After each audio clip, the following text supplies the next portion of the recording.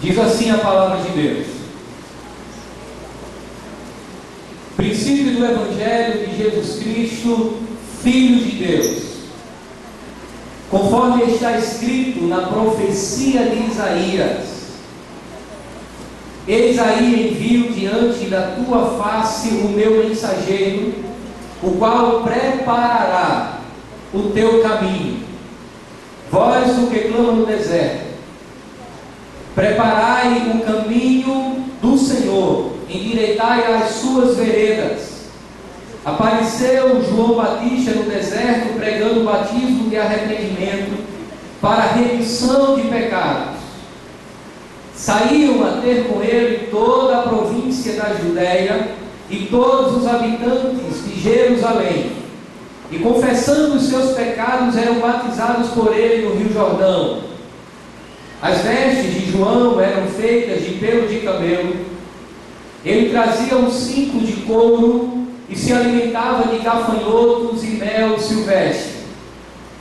Ele pregava dizendo: após mim vem aquele que é mais poderoso do que eu, do qual não sou digno de curvar-me e desatar-lhe as correias das sandálias. Eu vos tenho batizado com água, ele, porém, vos batizará com o Espírito Santo. Naqueles dias veio Jesus de Nazaré, da Galiléia, e por João foi batizado no Rio Jordão. Logo ao sair da água, viu os céus rasgarem-se e o Espírito descendo como pomba sobre ele. Então foi ouvida uma voz dos céus: tu és o meu Filho amado, em ti me comprazo. Vamos orar ao Senhor, onde você está sentado mesmo, oremos ao Pai. Querido Deus, nós te louvamos pela tua graça, Senhor, pelas tuas misericórdias, pela unção do teu Espírito sobre nós. Nos abençoa nesta noite, ilumina as nossas mentes para que possamos compreender de maneira abençoada, salvífica, transformadora a tua palavra. Que possamos, ó Deus, nessa noite, receber do Senhor aquilo que de fato nos enriquece, aquilo que de fato nos alimenta, e é a tua palavra revelada. Fala os nossos corações, em nome de Jesus. Amém. Acredito eu, irmãos, que não há personagem na história dos homens que causa mais contradições do que a pessoa do próprio Jesus. Não que ele tenha a intenção de ser contraditório, mas porque as pessoas pensam diferente uma das outras a seu respeito. Para aqueles que estão firmados na teologia bíblica, os mais ortodoxos entendem que de fato Jesus é o Filho de Deus Salvador, o Verbo encarnado, nascido de uma mulher, talvez na periferia do mundo, mas o Filho de Deus Salvador, portanto, o próprio Deus. Mas para outros, Jesus não passa de um mero bom homem, aquele que viveu a sua vida de maneira talvez até admirável, politicamente correto, nem tanto para outros, mas aquele homem de ética elevada, de espiritualidade invejável, mas não necessariamente o Filho de Deus. Para os espíritas, por exemplo, Jesus não passa de um espírito evoluído, com a capacidade de conduzir os outros homens a uma boa maneira de viver. A identidade de Jesus faz toda a diferença em nossas vidas. Compreender quem Ele é exige uma resposta que devemos dar a esta compreensão. No texto que lemos, nós encontramos testemunhos acerca da pessoa de Jesus Cristo. Portanto, vamos entender primeiro o contexto em que o texto está inserido. Haviam se passado 400 anos. 400 anos em que Deus não havia levantado na nação de Israel um profeta. Havia 400 anos de silêncio profético. O silêncio em que Deus não havia levantado nenhum homem com aquela frase: assim diz o Senhor. Mas esse silêncio agora é rompido. Surge no cenário da história um homem chamado João Batista, que cerra ou rompe o silêncio profético de Deus. Por 400 anos Deus não havia levantado um profeta na nação, o que não quer dizer que Deus não estava ativo e operante. Deus estava em silêncio, mas não inativo. Ele continuava governando, ele continuava exercendo o seu senhorio sobre o povo. O povo, a fim de ouvir a voz de Deus, recorria à lei de Deus, que já estava revelada todo o Antigo Testamento, de Gênesis a Malaquias. Contudo, de Malaquias até o surgimento de João Batista, não surgiu profeta em Israel. João Batista, portanto, rompe o silêncio profético, anunciando a mensagem do reino de Deus, convocando o povo ao arrependimento. E dentro dessa narrativa nós encontramos testemunhos acerca do servo de Deus chamado Jesus Cristo. Primeira testemunha que revela a identidade do Messias é o testemunho do próprio evangelista Marcos. Observe o verso 1 do capítulo 1, quando ele diz: princípio do evangelho de Jesus Cristo, Filho de Deus. Com toda ousadia, Marcos declara que Jesus Cristo é o Filho de Deus. O que Marcos está escrevendo é o evangelho do Filho de Deus. Não são palavras oriundas do coração humano. Não são invencionices, história da carochinha, palavras lançadas ao vento. É o evangelho do Filho de Deus. As boas novas do Filho de Deus, as boas novas da salvação. E aqui, irmãos, é muito provável que o próprio evangelista Marcos tenha sido, em alguns momentos, testemunha ocular dos grandes feitos de Jesus. Além do mais, havia, de acordo com o registro de Atos dos Apóstolos, uma igreja que se reunia dentro da sua casa. Marcos também fora discipulado por Pedro, que caminhou com Jesus, que esteve lado a lado durante alguns anos com Jesus. Natural ele compreender quem de fato Jesus é. Ele não tem dúvida. Ele vai escrever acerca do evangelho do Filho de Deus. Há uma outra testemunha aqui. É a testemunha dos profetas do Antigo Testamento. Observe que o verso 2, Marcos escreve: conforme está escrito na profecia do profeta Isaías. Marcos agora vai registrar a profecia de Isaías. Contudo, a profecia de Isaías é também uma profecia que é revelada em Malaquias, capítulo 3, verso 1.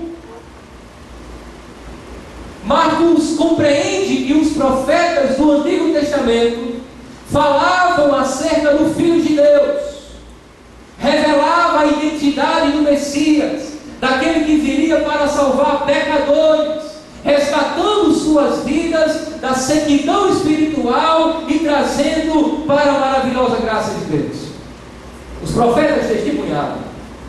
E a profecia aqui é justamente a profecia que revela o surgimento daquele que prepararia o caminho para o surgimento do Filho de Deus. Isso era comum na antiguidade. Antes de um rei visitar qualquer parte do seu reino, mensageiro para preparar o caminho, planear as estradas e preparar o coração do povo para a presença do monarca.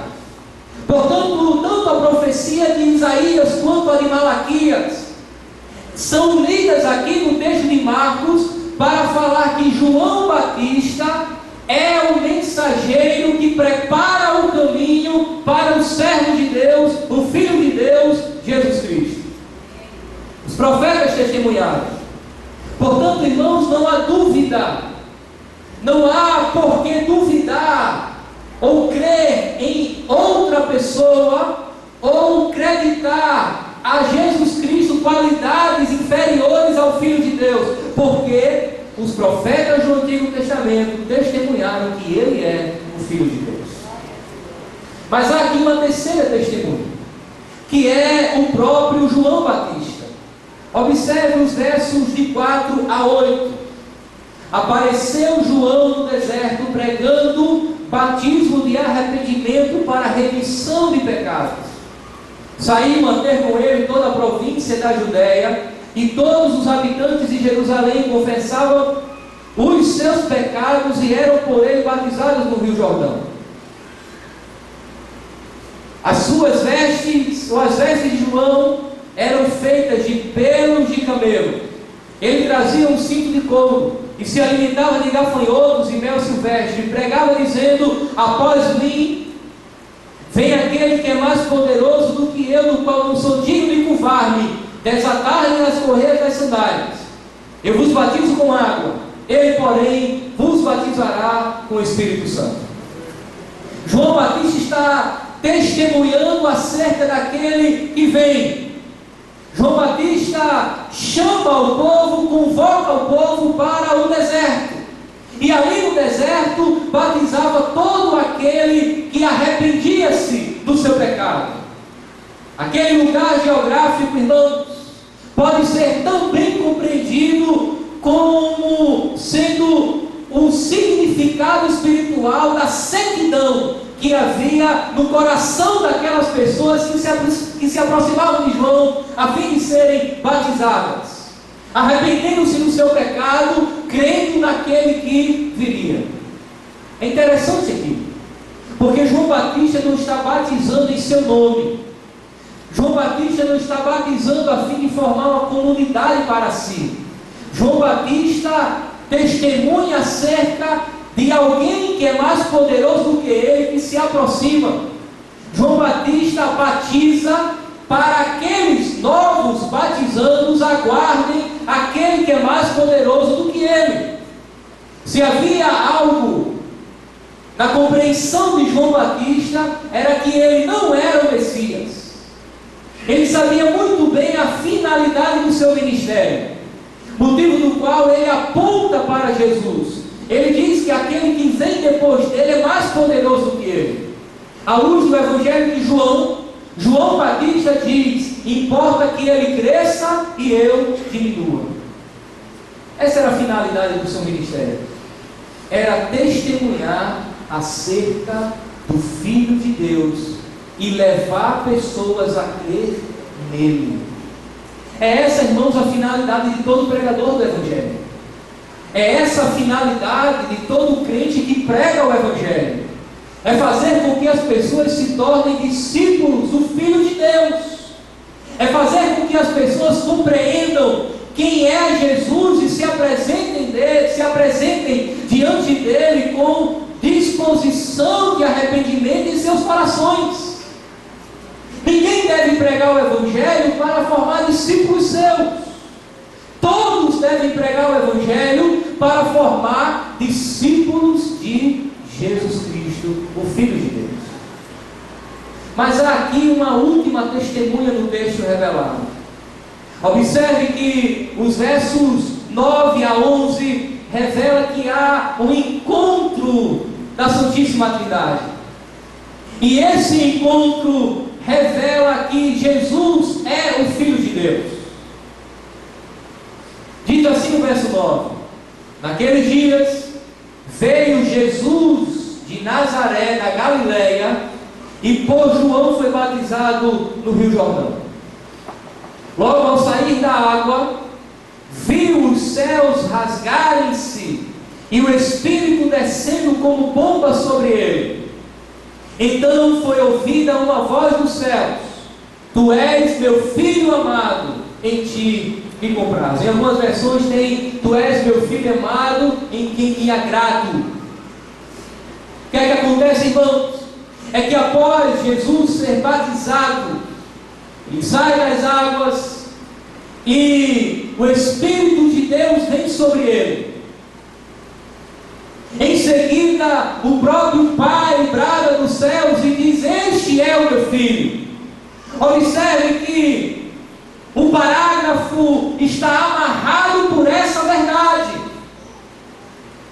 A seção que lemos inicia com o evangelista Marcos dizendo que este é o Evangelho de Jesus Cristo, Filho de Deus. E a sessão encerra com o próprio Deus dizendo: Este é o meu Filho. De maneira, irmãos, que quando nós falamos na identidade de Jesus ou quem Jesus é, nós temos que compreender que Ele é o Filho de Deus. Ele não é o filho dos homens, apesar de ter nascido de uma mulher. Recebeu cuidados daquele casal separado por Deus a fim de lhe dar os primeiros cuidados na sua infância. Ele foi nascido da mulher, mas ele também é o Filho de Deus, em primeiro lugar. Uma má compreensão de quem Jesus é distancia o povo da salvação.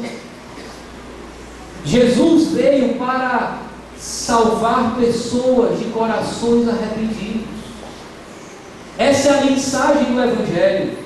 Essa é a mensagem que Marcos vai apresentar. A mensagem inerente ao Filho de Deus é uma mensagem de salvação.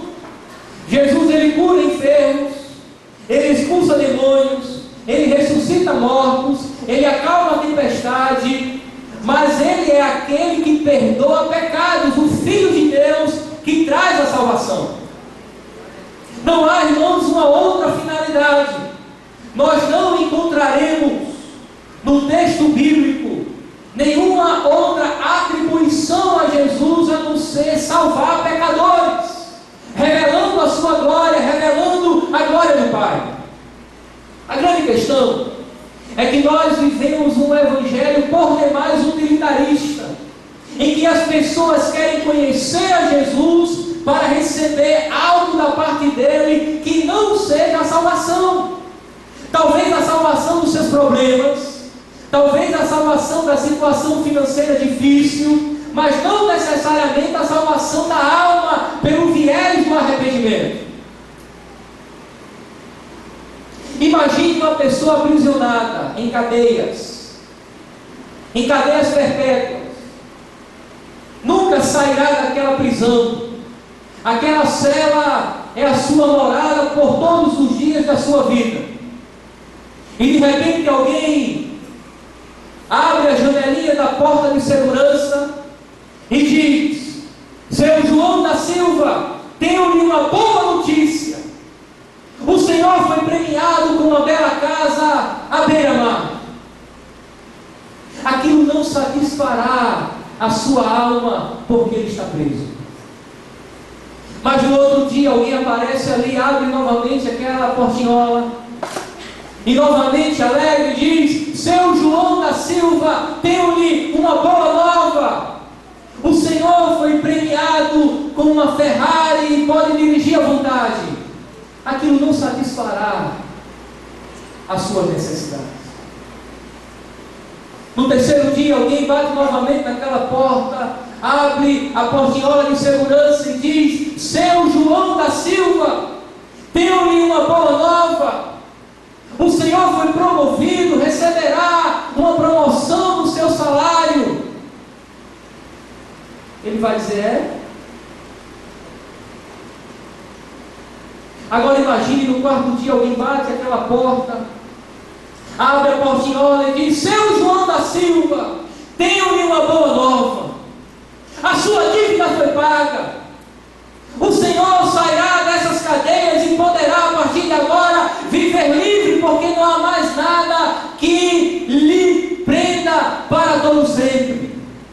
As portas daquela cadeia se abrem, os ferrolhos são abertos, as dobradiças rangem, abrindo a porta e liberando aquele homem para a sua vida de liberdade. A primeira coisa que ele fará é: quem pagou a minha dívida? Quem foi esse homem que me libertou das prisões, para que eu o agradeça, para que eu manifeste toda a minha gratidão? Amados irmãos, essa é a mensagem do Evangelho. Pessoas aprisionadas eternamente pelo pecado, pelas amarras do pecado, são libertas pelo Filho de Deus.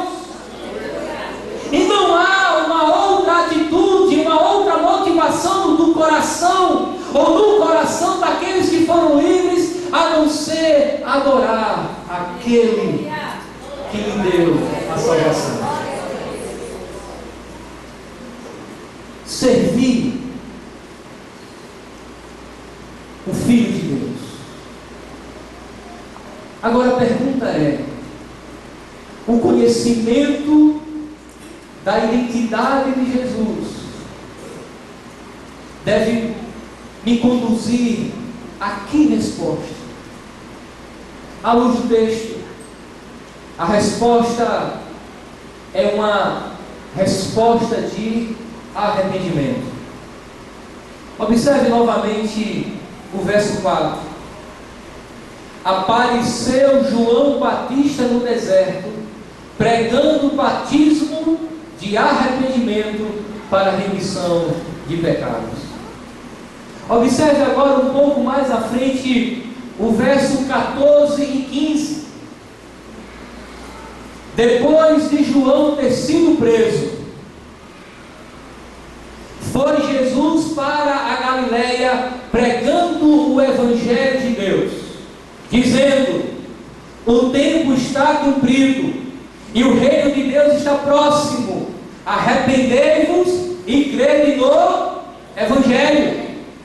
Perceba que a resposta que todos devem dar ao se aproximar de Jesus é uma resposta de arrependimento. Tanto João Batista convocou o povo ao arrependimento, quanto Jesus convocou o povo ao arrependimento. O arrependimento, irmãos, é o portal do Evangelho. O arrependimento tem dois lados. Primeiro, o dar as costas ao pecado. Segundo, voltar a face para Deus. Todo arrependido, ele se arrepende do pecado e se volta para Deus. Se o Evangelho me alcançou, ou já que o Evangelho me alcançou, eu tenho que dar as costas ao pecado e voltar-me para Deus. Não existe, irmãos, salvação sem arrependimento. Não existe Evangelho sem convocação para o arrependimento. Não há coração convertido sem antes verter as lágrimas do arrependimento. Se há uma coisa que entristece profundamente a minha alma, é perceber que o Evangelho que se prega, na realidade, não tem sido em sua maioria o Evangelho de Jesus Cristo. As pessoas estão aderindo a grupos religiosos e necessariamente não tem havido arrependimento, porque elas não têm ouvido a pregação do Evangelho. Alguns que se dizem pregadores têm substituído o momento sacro, santo, da exposição da profecia bíblica para prometer o que o Evangelho não promete. E muitos têm abarrotado os templos com os corações desejosos por resolver suas questões aqui na terra, mas não o seu problema de inimizade com Deus. Jesus não morreu na cruz para satisfazer as nossas vaidades terrenas. Jesus morreu na cruz para resolver o problema. Jesus morreu na cruz para resolver o problema do pecado, que nos afasta de Deus, que nos proíbe de estarmos plenamente na presença de Deus, a não ser que este problema seja resolvido. Não há, irmãos, boas notícias do Evangelho para aqueles que permanecem em seus pecados. E quando nós falamos de pecado, nós temos que entender que o pecado é universal.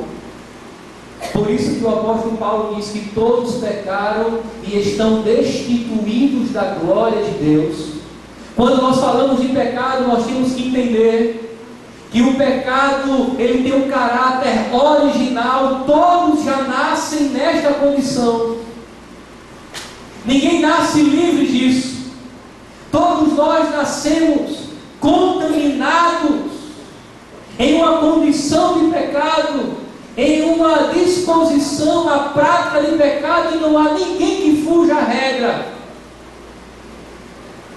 Mas nós temos que lembrar também que onde abundou o pecado, superabundou a graça.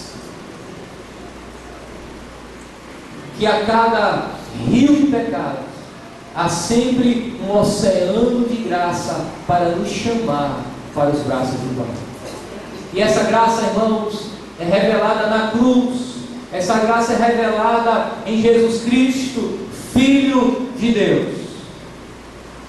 Um estudioso chamado William Barclay, ele diz que os pecados devem ser confessados a 3 pessoas diferentes. Primeiro, diz Barclay, que o pecado deve ser confessado a si mesmo, uma vez que somente quem tem convicção de pecado pode fazer uma confissão sincera. Barclay entende que o indivíduo só confessa sinceramente o seu pecado quando ele reconhece que é um pecador. Ele confessa a si mesmo. Ele chega à trágica compreensão de quem ele é. Portanto, ele se arrepende de maneira sincera. Foi mais ou menos isso que aconteceu com aquele filho que pediu para sair da casa do pai, levando a sua herança, estando o pai ainda vivo. Quando ele diz: Pai, pequei contra os céus, pequei contra o céu e diante de ti. Já não sou digno de ser chamado teu filho. Davi disse no Salmo 51: o meu pecado está sempre diante de mim. Só se arrepende aquele que reconhece que é pecador. Mas devemos confessar também a uma segunda pessoa. O pecado deve ser confessado àqueles a quem ofendemos. Aqui, irmãos, é necessário eliminar as barreiras humanas antes que caiam as barreiras que nos separam diante de Deus. Ofendemos as pessoas. O pecado é devastador. Por mais que o pecado tenha sido cometido exclusivamente por você, há sempre pessoas que, direto ou indiretamente, são agredidos por ele.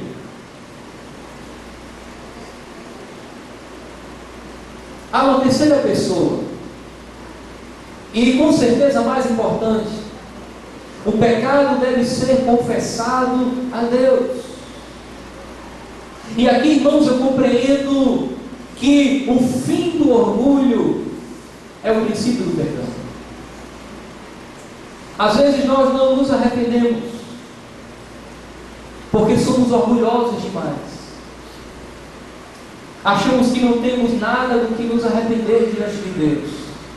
Mas aprenda que Deus tem prazer na misericórdia, é rico em perdoar e não rejeita um coração quebrantado em sua presença.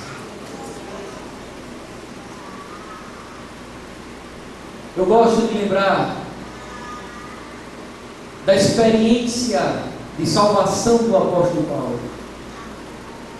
Quando ele, furioso, aspirando desejo de morte, saiu de um lugar para outro a fim de perseguir os cristãos. Paulo fazia tudo aquilo em nome de Deus, mas na realidade ele era um anticristão. Ele perseguia cristãos, consequentemente perseguia o próprio Cristo.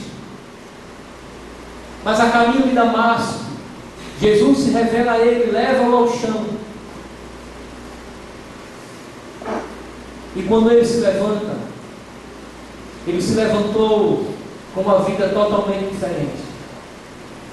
Vai ao chão do perseguidor e levanta dele o pregador do Evangelho do Filho de Deus. Amada igreja, conhecer o Filho de Deus é se apresentar diante dele em arrependimento. É fazer como o publicano da parábola, bater no peito e dizer: ó Deus, ser propício a mim, pecador. O arrependimento sincero e genuíno é uma marca distintiva da igreja do Senhor. É um selo que evidencia que de fato somos filhos de Deus, que fomos salvos por Jesus Cristo.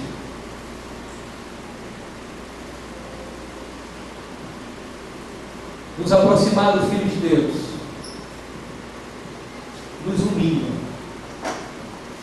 porque toda vez que o chamamos de Senhor, declaramos que somos servos, pequenos e carecedores do seu amor e perdão.